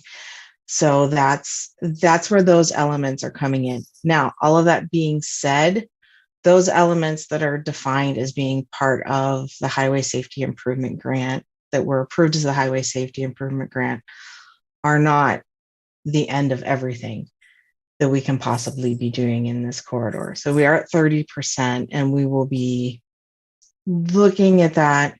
We're getting into looking at that design of Hill a little bit more intensely and seeing what else are we going to be doing. So I just wanted to make sure that we did have a little bit of clarification on that, because there does sometimes get to be a little bit of confusion between what is in that grant and what is just the safety work that we're doing throughout both of these corridors in this project. That's helpful. Thank you. I think, so I recognize that if there's a bike lane, you can't necessarily do a bump out on Hill, but something I'm really cognizant of is the right hook risk for bikes along any of these corridors. And I think bump outs at cross streets so that we're forcing cars to slow down before they make their right turns. That's one of those things that I keep dreaming of for Packard, which is the bike lane corridor that I am most often almost right hooked on. But I think Hill rather is another one where that's probably the case. So we're short on time. So I am gonna wrap this up. If other folks think of things later, they can email probably Cynthia. Did they email you or Raymond, and we'll get it to the right place. But yeah, Teresa is the project manager. Oh, so Teresa. I think it would be great. best to, yeah. Great. Send it to Teresa. We can do that. And then, I did just want to say that I'm really happy. I was at that public engagement session that was very small. I don't know if I counted as a member of the public or not, but I was worried about that two-way bike, like separated bikeway. And I'm glad to see that that's not in the current plan, that we have bike lanes on either side of the road. I think that's going to be much better connectivity in the network. So that I was happy to see that. So thank you all so much for being here tonight. This was great. And now we are going to move on to capital improvement plan update and the return of our dear friend, Kayla Coleman. Wonderful. Thank you so much. Okay, I'm going to go ahead and share my screen and let me know if you are not seeing that, but we can see it. You can see it. Okay, good. So, hello, dear friends. I am Kayla Coleman. I'm the City of Ann Arbor Capital Projects Asset Manager, and I formerly served as the staff liaison to this Transportation Commission. So I'm excited to be back tonight and seeing so many familiar faces, and looking forward to meeting new commissioners, and very excited about the work that you all are doing here. So I'm here tonight to talk about capital improvements planning, which is referred to as the CIP, and we'll be looking ahead to the fiscal year 2024 through 2029. FY is fiscal year. That's a 6-year planning cycle, and the city's fiscal year starts on July 1st and goes through June 30th, just for frame of reference for those who are new to thinking about fiscal years. So we're going to start with some basics, and this may be familiar to those of you who have been on the commission for a number of years, or who have followed this capital planning process, but I hope this will still serve as a helpful refresher. So let's look at some of the basics. What is a capital improvement plan, and why do we need it? This is a schedule of public service expenditures. It goes over a 6-year period, and it's a planning tool that is specifically for large physical improvements, and typically those are more permanent in nature, and it's focused on basic needs that serve the community. So this is required by the state of Michigan that we conduct this type of planning for our large physical needs, and we complete this annually. Every even year, so for example, this year, 2022 is an even year, we're doing the full plan update that updates the full 6-year cycle. And in the odd years, so last year in 2021, we did a modification, which just looks at the soonest 2 years that are coming up in the cycle. So let's talk a little about what a capital project is. I mentioned it's large physical infrastructure that serves our basic needs, and it is specifically for city infrastructure and assets, and those are grouped into 3 different asset groups, we call them. And those 3 groups are municipal facilities, transportation, and utilities. And we're going to look at what's included in each of those in more detail in the following slides, but that's just an overview. The projects that get included into the capital improvement plan are greater than $100,000, and studies can also be included if they're expected to lead to physical projects if the study is at least $50,000. So those are our thresholds of magnitude when we say larger physical projects. It's that dollar value that qualifies whether or not we need to track it in our capital plan. I want to highlight a couple of things that capital planning does not cover, and that is operations and maintenance, for one. So if you think about, for example, a road construction or resurfacing project where you're removing pavement, laying down a new surface, that is capital work. That is included in the CIP. But other road activities like snow plowing, street sweeping, filling potholes is considered operations and maintenance, and that is not tracked or planned for in the CIP. It's planned for in other ways, but it's just not part of the discussion that we're having here tonight. Also, this is not including private development. This is specifically for city infrastructure, so that those are assets that are on public land, publicly owned spaces. That's what we're talking about.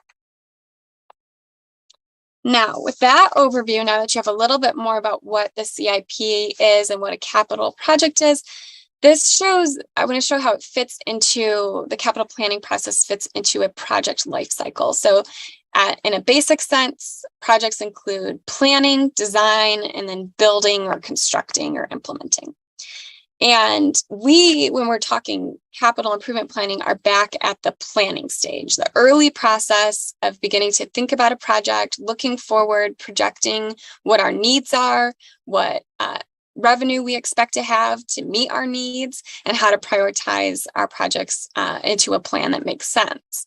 Projects move from planning to design, where those details get worked out. So a lot of the things that were shared in the Staton Hill presentation that we just saw, we're looking at detailed design elements. And then ultimately a project will move on to the implementation, construction, build phase. So I think sometimes we're most familiar with what we see physically, and the build phase is really what you see out on the street, construction barrels, earth beginning to move. But there's a lot of work that happens before that process that lead to the development of what we will do and when we will do it with our city projects. So I hope that that helps give some overview. I also want to talk a bit about how planning and budgeting work together.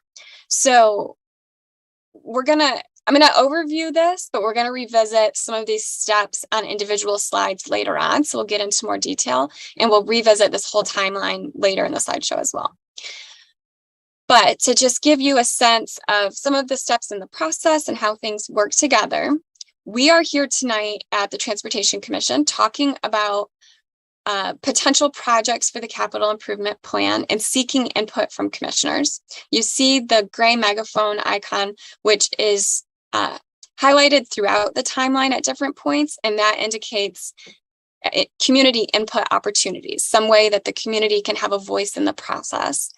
And tonight, for example, there's public comment. There's also public visibility, just in the sense that we are delivering this meeting that will be broadcast on CTN and available. It's bringing a public awareness and visibility to the process. And then there are other points throughout capital improvement planning where there will also be opportunity for public input. But tonight we are sharing with the Transportation Commission. From there, the next couple are really staff-led steps. So staff project teams will identify scopes for capital projects. The community can also propose projects at any point during that process, and staff will work to develop a scope for that. Projects get prioritized based on their strategic value. projects are programmed, considering how they ranked in that prioritization process, but also looking at budget estimates, thinking about what funding we have available to work with and looking at different funding sources, staff capacity, and coordination with other projects. What makes sense? What's a logical order to do projects, and how do things relate to each other? From there, staff develop a capital improvement plan called the CIP. And that goes on to Planning Commission. So Planning Commission is the decision maker and the approving body for the capital improvement plan. And at that point, so let's see if you can see my cursor. We're here on the graphic. And from there, we move along to more of the budgeting phase. So this is, I want to show how CIP and the budget work together. We develop the CIP, and then that's really a building block for considering projects to be incorporated into the proposed budget that goes on to City Council, who is the approving body for the city's budget. Once projects are budgeted, they can move along to design and implementation. And that's, as we saw in the life cycle graphic, that's where we're getting closer to actually seeing things on the street. So I hope that this helps to show a bit of the process. I think it's important to remember that planning a project, programming it in the capital improvement plan does not guarantee that it is budgeted and funded. That is a separate process. They're related, but they are separate. And there can be sometimes a long time delay. Sometimes it's only a year or a couple of years. Sometimes it's 10 years or more between planning and programming a project and then actually seeing it get implemented. So just thinking big picture, looking at what to expect and sort of setting expectations for how this all works. Okay, let's look in a little more detail at our asset category groups and teams. So the teams that are really doing this work, this capital planning work, include more than 70 staff across the City of Ann Arbor organization. There includes staff from all different service areas. I'll name just a few. You can see them on the screen: Public Works, Facilities, Engineering, Finance, Water Treatment Plant, Wastewater Treatment Plant, Sustainability, Fire Services. We also have involvement from affiliated entities like the Downtown Development Authority and the Housing Commission, as well as partner agencies like the University of Michigan. All of these groups have voices in the process for capital planning. This allows us to get really broad perspectives and think about how we can be coordinated in our work and how we can better work together. Okay, then I'm going to review those three bubbles of the different asset groups. So the first one is municipal facilities. This includes city-owned buildings, parks and recreation, and solid waste, just to give you a sense of the types of projects that are included in the capital improvement plan. Your focus, of course, is transportation. So that includes the airport. The city does own and operate its own airport. This includes active transportation projects. So things like bike lanes or cycle tracks and sidewalk projects. Other active transportation types of projects would be included there. Bridge projects, new streets. So this would include things like first-time paving for a road. There's not a lot of them, but occasionally that comes up. Other transportation includes traffic signals and street lights, pedestrian signals as well. Parking facilities are parking structures. So this section is really where the DDA, Downtown Development Authority, has a lot of input in what goes in there. Street construction, that's your resurfacing work, and also things like capital preventative maintenance, which is where we do some sort of a surface treatment to extend the lifespan of the road. And transit projects as well. That includes like your train station project is a big one, and then other things that may be related to our bus system. And the third asset group, major asset group, is utilities. And this includes sanitary sewer, stormwater, and water. It also includes all the projects with the water treatment plant, the wastewater treatment plant, and projects at the city's dams. So that's the gist of what's included in the CIP. Now let's look more closely at the process. You saw the planning and budgeting processes and how they fit together. I'm going to focus on the 3 steps that our staff project teams are most involved with. And that's where the identification of projects. So of course, as we mentioned, projects can come from citizen input. The community can propose project ideas, commissions like tonight with the Transportation Commission, also city master plans. We've done a lot of work on master planning and thinking about what our needs are in the community. So those feed into capital project needs. We also consider condition assessment, maintenance history. So thinking about our asset management plans, what the condition is, where we've experienced some problems over time. Staff bring that knowledge of thinking about what has happened and knowledge of conversations with members of the public about conditions in different areas so that we can incorporate those projects and other prioritization models. So for example, with the sidewalk gaps, there are gaps in the sidewalk system where we don't have sidewalk yet implemented, and those have been prioritized in their own system, and that feeds into the CIP. The other major step that staff focus on for the CIP process is prioritization. And this is based on a strategic value scorecard. And you can see the example here for active transportation. You did have this in your packet materials, your agenda packet. You had the active transportation as well as the street construction scorecard, and then one that is like a general scorecard for any other asset groups that have not defined their own unique scorecard. Use that one that was included in your materials. So the scorecards have strategic priorities for active transportation. Those are safety, regulatory compliance, access and mobility, funding, coordination with other agencies, and also strategic objectives. And each project that is proposed in the CIP would get scored based on all of these criteria. From there, we go into programming. First of all, thinking about what funding we have available. What are our current financial situations looking like? What revenue forecasts are we expecting? That helps us understand how much money we have to work with, essentially. And we can consider the project ranking from the prioritization score. We look at how other projects coordinate together. How can we be most efficient with the work that we're implementing? And also thinking about our own capacity. What's realistic for staff and contractors we work with to get the work done? And with all of those considerations, and probably some others as well, we come up with the 6-year schedule of capital improvements, which is the CIP.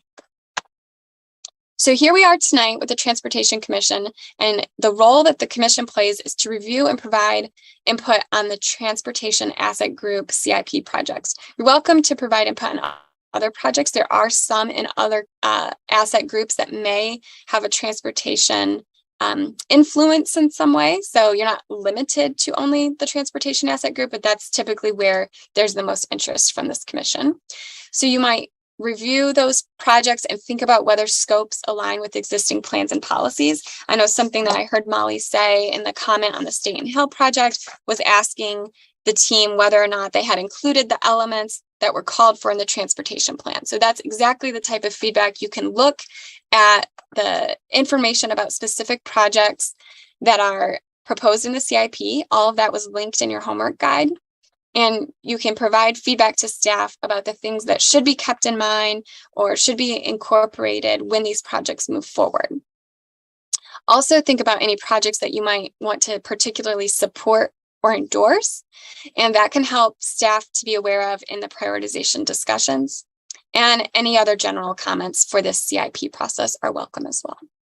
And as a reminder, just thinking bigger picture about the Transportation Commission role, your role is to advise City Council on transportation policy. And transportation policy can impact the development of new capital projects, and it can impact how capital projects are implemented. So I do think it's important to make note that you have a role in capital project planning and implementation beyond just the discussion tonight. That's really the essence of the work that you're doing here as you advise on transportation policy all throughout the year. So we saw this earlier. I'm not going to go through it in detail in the interest of time, but just a reminder, we are here this June of 2022 seeking your input. We'll move through in the fall those 3 steps that I highlighted for staff that happen September through October. November is when staff are developing the capital improvements plan and then taking it to Planning Commission December and January, then on to budget February and April. This is the typical timeline, just to give you a sense. Last couple of slides here, I'm going to hit on some highlights from the 2022 to 2027 CIP. So that was the last full plan year. That plan would have been developed in 2020. And there were 100 new projects. So a lot of new things coming forward, new additions. The affordable housing millage that passed November of 2020 led to the evaluation of city properties for affordable housing. Although that is not in the transportation asset group, I mention it because of the relationship between housing density and our transportation system. So I thought it still may be of interest to you all.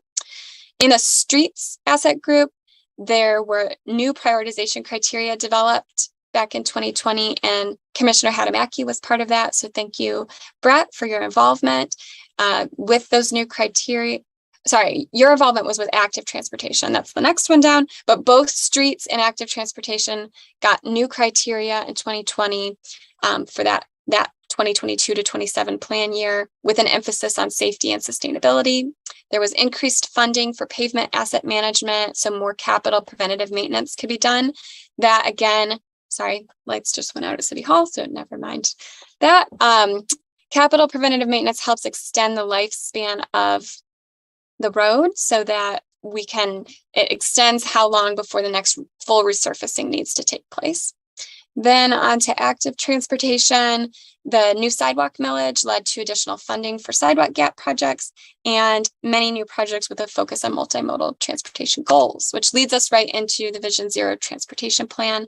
I want to mention that that plan, as many of you are likely very familiar, was adopted in the summer of 2021. So just to highlight the last full plan year again, that was conducted in fall of 2020. The Vision Zero transportation plan was not yet finalized, but there were still some transportation plan projects incorporated as staff looked forward to what had already been seen in the earlier drafts of the plan. In 2021, it was not a full plan year, it was a modification year. Typically, new projects are not added in a modification year, but in this case, some new transportation plan projects were added there as well. But I think you're going to see even more getting added this fall and a focus on making sure that the work of that Vision Zero transportation plan is reflected thoroughly in the CIP. We talked a bit about the prioritization criteria already, just mentioning the alignment between those criteria and the goals laid out in that transportation plan. So final slide here, looking ahead to the 2024 to 29 planning cycle, what to anticipate. We do anticipate a lot of budget and schedule revisions. So during this COVID pandemic era, as you are probably aware, there have been supply chain and material availability shortages in a lot of industries that has affected our construction projects and our capital projects here at the city. Also, as you know, labor shortages are happening far and wide. That has affected staff capacity and contractor availability as well. And with inflation, the project estimates that were programmed into the CIP at the time the project was inserted in the CIP is not holding true oftentimes in today's economy. So we're seeing construction bids come in far above what was estimated and what was programmed, and that is limiting what the total of the work that we are able to complete, which means projects are going to get pushed out further in many instances so that we can have the budget that we need to do the work. We mentioned Vision Zero already, so let's hit on American Rescue Plan Act funding. So ray of light here is that with the American Rescue Plan Act funding, there is funding being allocated to some of our transportation capital projects, such as Vision Zero implementation. Gallup Park Bridge is actually in the Parks and Recreation asset group, but of course has transportation impacts. And then there are also, we'll just mention there are other council and leadership initiatives that will have impacts on the CIP coming up this year. One is the road bond. We don't have a lot of detail on that right now as it's still being worked out, but just something to anticipate impacting the planning process. And that completes my presentation. My contact information is here. It's in your agenda packet. Can welcome your follow-up with any questions, comments, or feedback. And with that, I think, yeah, should be back over to you, Molly, for any questions from the commission. Great. Thank you so much, Kayla. This was really interesting to see. I don't think we've had a presentation on this process in my time on the commission, or at least not in this way. So this was great. Or maybe we didn't. It's been a while. Any questions or comments? I have a question while people are thinking, which is about timeline for getting you the feedback. Yeah. So timeline for feedback, I would say if we can target getting commission feedback by August, like if, by your meeting in August or something, if you all need to discuss it, then that would be great, because in the fall is when I'm going to go into the September and October months are very intense with staff meetings for scoping out projects. So, if you can bring feedback by your July meeting, that's great. I'm referencing your meeting and with the assumption you'll want to discuss this together, but by August is probably the real target deadline. Okay, thank you. Any other questions? Yeah, Erica. Yeah, thanks, Kayla. Hi. It's my first CIP presentation without Deb, and it's great to hear it from you. There were new things in it, and I was always learning. So the one thing I know that there's been a lot of work on the prioritization model and trying to integrate some of the city's policies, thinking more about sustainability and safety and, just rereading things. We have new software and all that. I guess my question a little bit is, how does this CIP process help us to evaluate progress on goals as well? Kind of, that's identifying which capital projects to have, but I'm thinking specifically kind of our sustainability work, and we're trying to reduce car trips by 50% by 2030. OSI, the Energy Commission just gave a presentation on here, but also in Energy Commission around kind of all their successes in year 2. And I noticed that it was a little light on kind of thinking about the transportation impacts. And I was just wondering if does this process help us evaluate our work as well, or is that really separate? Well, thank you, Councilmember Briggs, for the question.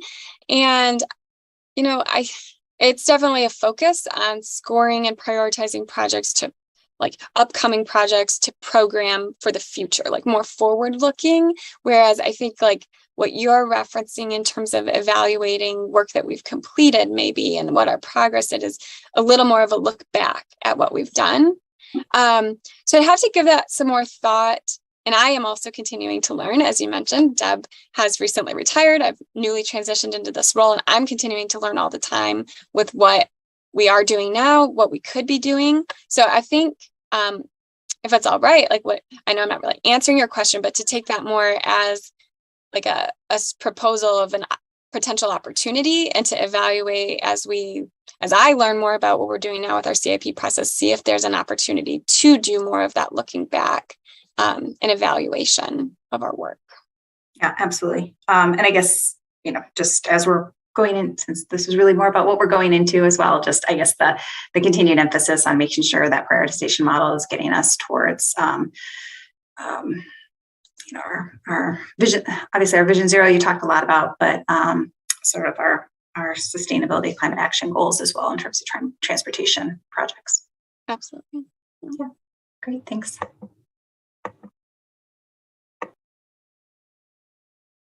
I don't see any other questions, and we are at 9:00. So I am going to wrap up this conversation. But it was great. Kayla, it was great to have you back. And we are going to find a time for us as a commission to talk about priorities and get those back to you in a timely manner. So thanks. Wonderful. Thank you so much. Have a good evening. You too. Let's see. We have Vision Zero Implementation Committee on the agenda to give us a big update. I'm wondering if you all can give us a little update, and potentially we can get this onto the agenda for the next meeting in the interest of time. Yeah, Molly, I was maybe going to suggest that latter part is maybe just postpone, because what we were going to give is just a status update. There was a Vision Zero implementation committee meeting about 2 weeks or so ago. A lot of that material will still be relevant at your next meeting because we're still continuing to refine, the quick build projects that'll go in this summer, and then transitioning to the next phases of the project, which include the next 5 years of projects, as well as the pedestrian safety piece, as well as the what we previously called the major streets traffic calming, but are now calling a speed management program.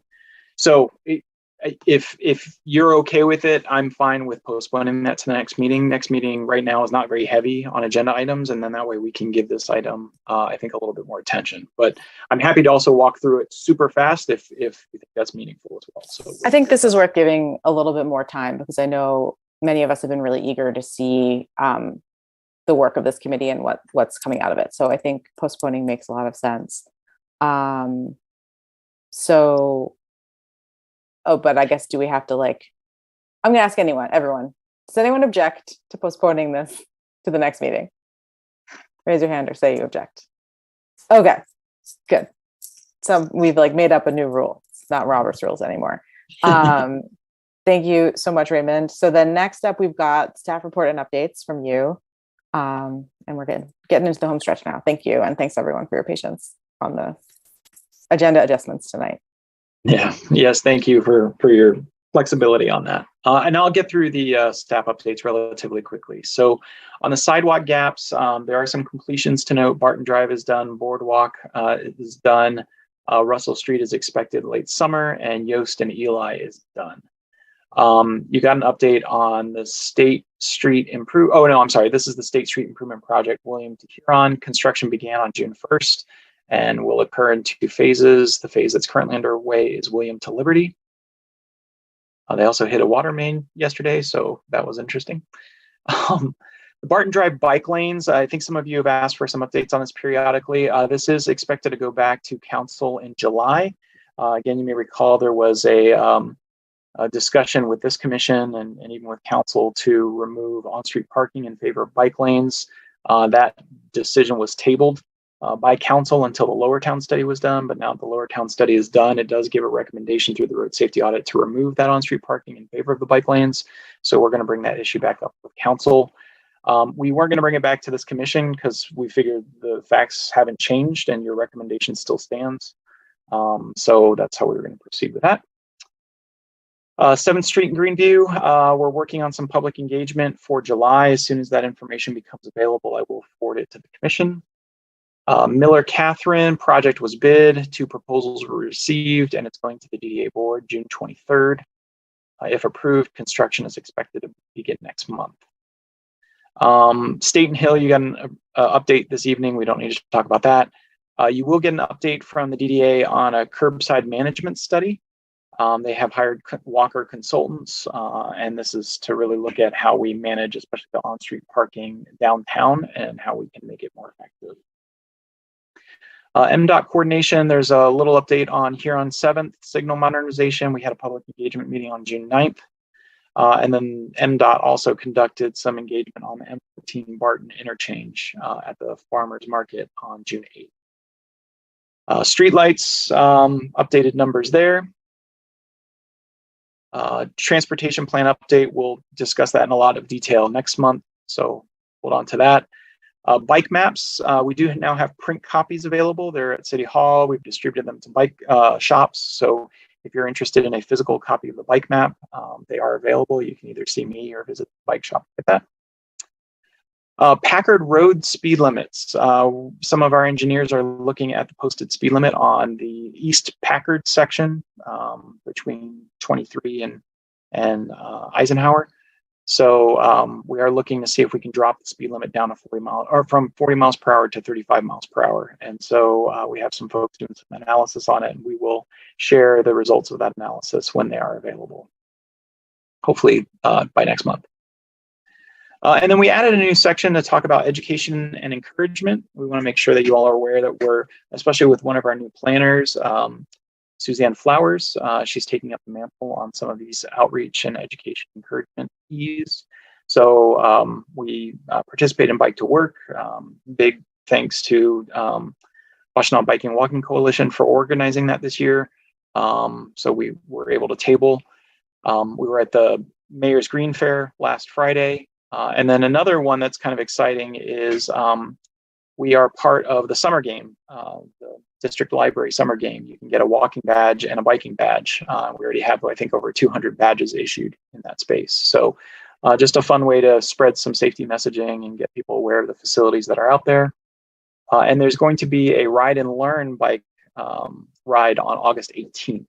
So mark your calendars on that, and we'll be sure to share flyers and information as those become available. And then Brian provided some updates on the ride. Ride is restoring service on June 12th with additional trips on the 4th, the 26th, and the 29th. The hope is to have full service restoration by the end of the summer. And there's a fun promotion going on right now that free ride weekends are being coordinated with Ann Arbor District Library, so that if you flash your library card, you can ride free on Saturdays and Sundays. And that's true in both Ann Arbor and Ypsilanti. You show either one of your library cards. And that concludes my updates. Thank you. You know, I love seeing partnerships with the library. That's super exciting. I spotted a code on the bikeway by the library last week, and I was thrilled. Okay, next up we have liaison reports. Any commissioners who specifically serve as a liaison to another body or organization are invited to provide brief reports and updates. Woo. Thank you. Just really quickly, we looked at TC1 for the Liberty Stadium corridor. So just wanted to give everyone a heads up that that is going through. It's not quite a planning commission yet, but they're just having preliminary meetings and community announcements. So that's probably coming down the pike at some point. So just wanted to give everyone a heads up. One of the discussions we had was, again, marry land use with transportation planning to the extent that think about complete streets for stadium and how we encourage more connected bike paths on stadium, and we create possibly evaluating a road diet for stadium is one of the things we talked about. So just wanted to give you guys a quick heads up there for stadium. That is, we did have some community members. We probably had, I think we hit 100 questions last night. So that was good to see a lot of engagement on the TC1 for Stadium Liberty. So I think that's pretty much about it as far as that goes. So thank you. Thank you. Any other liaison reports? Okay, moving on to commission member communications. All commissioners are invited to provide reports and updates.